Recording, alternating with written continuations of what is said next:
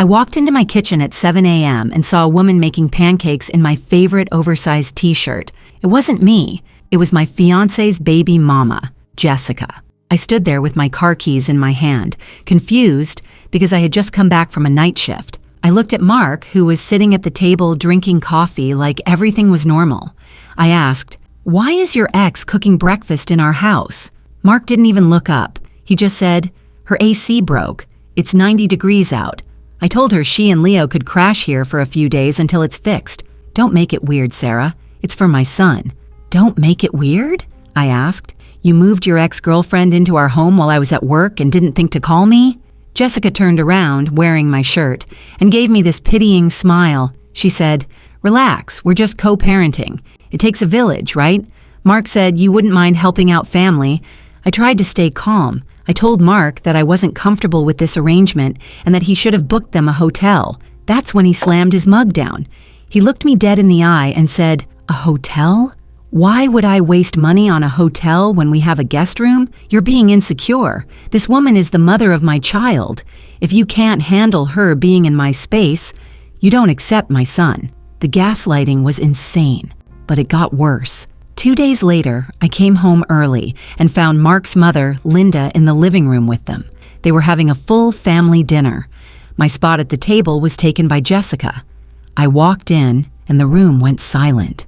Linda looked at me and said, "Oh, Sarah, we didn't think you'd be home so soon. There's no food left, but you can make a sandwich." I looked at the table. They were eating the roast I bought, drinking the wine I stocked. I finally snapped. I said, "I want everyone out. Now. This is my sanctuary, not a halfway house for Mark's past relationships." Linda stood up. She walked over to me, poked me in the chest, and dropped the bombshell. She said, "You are a placeholder, Sarah. Jessica gave him a son. That bond is eternal. You are just the girlfriend. If Mark decides his family needs to stay here, they stay here. You need to learn your place in the pecking order. The mother comes first. The wife comes second. The girlfriend? You're just lucky to be invited." Mark nodded in agreement. He actually looked at me and said, "My mom is right. You're being toxic. If you want this marriage to work, you need to apologize to Jessica for making her feel unwelcome." I looked at the three of them, the village, and I realized I wasn't part of it. I was just the financier. I pulled my phone out of my pocket and dialed a number on speaker. Mark asked, "Who are you calling?" I said, "The landlord." Mark laughed. "We're on the lease, Sarah. You can't kick us out."